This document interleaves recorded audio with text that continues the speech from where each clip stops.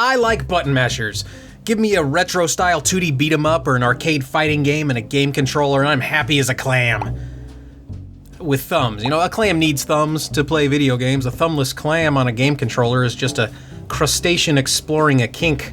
And I get it, you know, I'm not shaming the clam or the controller. They look incredibly happy together, I assume. I can't really look at them without throwing up. Okay, I'm a closed-minded jerk. But my happiness regarding thumbs and games is limited, specifically because my happiness is directly proportional to the skill required by said games.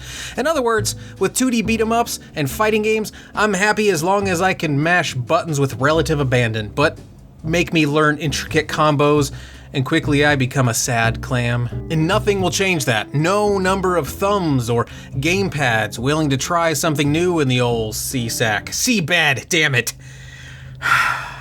The joke was right there and I went with C-sack. I'm always way too tempted by the awesome allure of aggressively articulate alliteration. I guess that's my kink. But people love video games with crazy input combinations, and people can get really good at those games. How? Well, there are a lot of reasons, but one thing I want to focus on in this video is the idea of how really smart game designers use mental models to influence button input patterns. Basically, how do the buttons themselves, these crosses and squares and X's and Y's, their colors and their relationship to each other, how do these buttons help a player get comfortable playing a game and therefore encourage the player to enjoy the gaming experience? How can so many button combinations not feel overwhelming?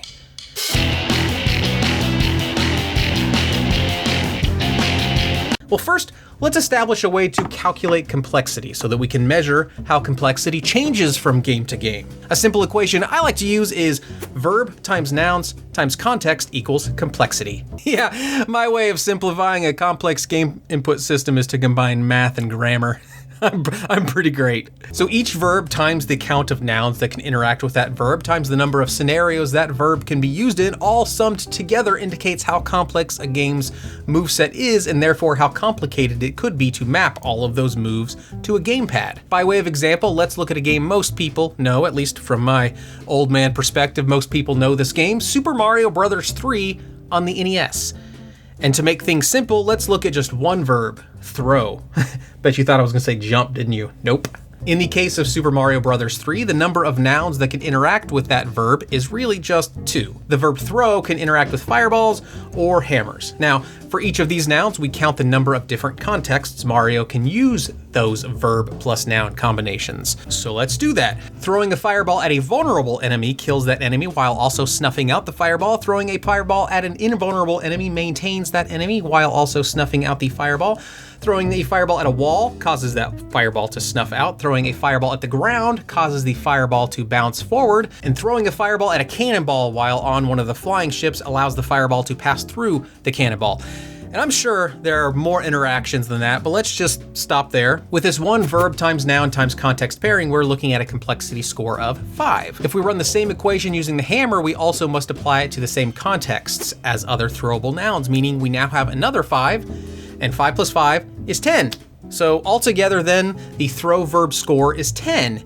And in this example, the cumulative complexity score is also 10 because again, we only are dealing with one verb in this example. Now, if we were to take the time to account for all of Mario's various verbs, nouns, and contexts, we'd have a much higher number, but we don't need to do that because that's not the point here. The point is a formula exists for showing the degree of complexity regarding character interaction mechanics. So how is it that games like Super Mario Bros. 3 can have such a high complexity score but not actually feel that complex when playing? See, humans are really good at generating mental models.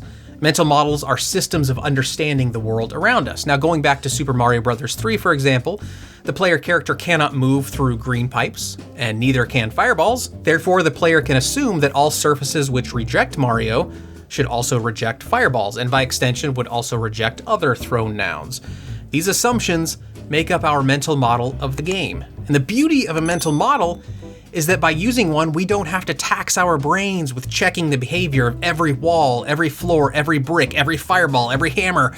Our mental model accounts for for those things. Really important to note, and a benefit of mental models, is that mental models can adapt quite easily. Now, staying with Super Mario Bros. 3, the thrown hammer interacts with the wall and floor objects differently than fireballs do. Hammers go through floors and walls. Now, having learned that, the player's mental model adapts. So what is the point of all of this? Well, I've been playing a lot of Marvel Spider-Man Miles Morales lately.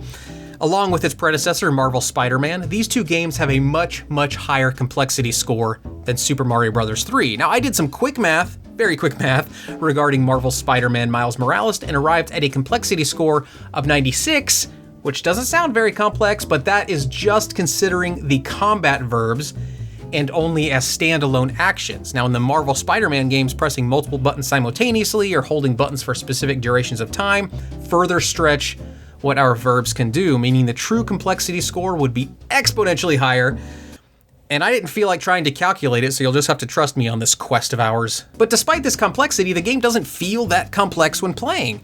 Control inputs feel intuitive. Character reactions to control inputs behave in an expected manner. How do game designers take games with such a high degree of input complexity and make those games feel intuitive? The Marvel Spider-Man games use a lot of different techniques to inform the player's mental model. For example, the environment itself leverages constraints to highlight when contextual actions are relevant, such as the case with the Zip 2 reticle, which only is visible when the action is possible. But for the remainder of this video, I want to focus on how Insomniac Games has brilliantly used the gamepad itself to inform our mental model. This beautiful thing. First, with Marvel Spider-Man Miles Morales, certain buttons own certain categories of behavior. A player cannot be expected to remember every button action and combo through rote memory. There are a lot of combinations here. Look, there's several I can count. Now, pressing square button a bunch of times in a row, yeah, sure, that seems easy enough, but what about circle then cross, or square then circle? And what about throwing L1 into the square plus cross mix? Now, on paper, it seems things could get quite complicated quite quickly. So how do they do it? Well, in part, Insomniac Games has designed button inputs to own categories of behavior. The player learns that the triangle button, for example, is used to close gaps. Pressing triangle near an enemy will close the gap, 1, by pulling the enemy close to Spider-Man, or 2, by pulling the enemy's weapon close, or by 3, pulling Spider-Man toward the enemy. The game never explicitly tells the player that the triangle button can be thought of as a gap closing button. The game simply tutorializes specific use cases, such as tap triangle to perform a web strike. But with consistent use and feedback, the player begins to intuit this gap closing functionality, and once it becomes part of the player's mental model, it becomes easier to understand how the triangle button will impact other categories of behavior owned by other buttons. So no matter what, if the triangle button is used in combination with another button, there will be some element of gap closing, and the player only needs to remember a button's general domain, not every possible combination that uses that button. It's pretty incredible what Insomniac has done. This works for all of the face buttons. The circle button is used for creating distance, most often as a dodge. The cross button is used for jumping. The square button is used for offensive maneuvers, mostly kicks and punches. And the L1 button is used to trigger special venom powers. Therefore, as long as I have a general idea of what I want Spidey to do, I can do so consistently and confidently without having to rely on rote memorization. And since we're on the topic of venom powers, let's explore the second way Insomniac uses the gamepad to inform our mental model: Gestalt theory. That's fun to say, Gestalt theory. There's a theory of design called Gestalt theory, which factors in 6 individual principles: similarity, continuation and closure, proximity, common area, symmetry, and common fate.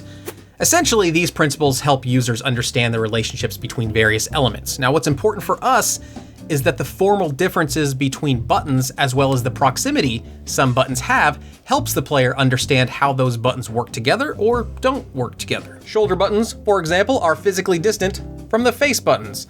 They are different shapes, and on some gamepads they even have different textures. Gestalt principles of design clue the player into functional differences of these button groups. Now, smart game designers just lean into that mentality. They don't fight against it. And it's also worth noting that the limitations of the human hand also factor into which buttons will own which functionality, as outlined in this fantastic article linked below. That's why with Marvel's Spider-Man Miles Morales, the face buttons are the only buttons that affect Spider-Man's positioning and hitbox in most contexts. The shoulder buttons change the player's perspective of Spider-Man or his appearance, but they don't actually change his positioning, again in most contexts. Similarly, the D-pad controls don't move Spider-Man, rather they augment him in some way. Each group of buttons owns generally exclusive behaviors. There's also a balance that Insomniac has to maintain between honoring Gestalt principles and honoring the conventions that gamers expect. Now, thankfully, because smart designers have been designing smartly for years, and because those designers likely know of Gestalt principles, there's a considerable overlap between what the player has come to expect based on playing lots of games and what Gestalt principles indicate the player probably expects. Once the player's mental model adapts to the understanding that face buttons function differently than shoulder buttons, and those in turn function differently than D-pad buttons, the player's experience starts to feel intuitive. And remember, the game never explicitly tells the player about these functional categorizations. Smart design simply reveals it to the player. That's incredible. Lastly, and I'll admit this one's a bit of a stretch, the face buttons, the buttons that physically move Spider-Man most often, are anthropomorphic. In other words, the face buttons take on the same human-like characteristics as does the human-like Spider-Man. Now imagine this.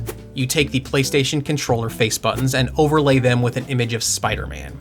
It would be reasonable then for a player to begin to understand the T-shape of the face buttons as mapping rather elegantly to the T-shape of a human body, or in this case, the compressed lowercase T-shape of Spider-Man perched on something. I don't know, let's say on Clank. He's perched on Clank. Okay, through that lens, the cross button makes sense for an action that involves the feet, an action like jumping. Circle makes sense as a means for pushing Spider-Man away from the center axis of his body, much like a dodge would do. The square button makes sense as a punch button specifically, but as an attack button more generally. And the triangle button, being at the top, makes sense as a means for bridging gaps, especially if you think of the face buttons from an overhead perspective, in which case the triangle would be the button between Spider-Man and an enemy. Let's say Ratchet. He's fighting Ratchet. And much like the Gestalt principles mentioned earlier, anthropomorphizing the face buttons has the added benefit of adhering to conventions.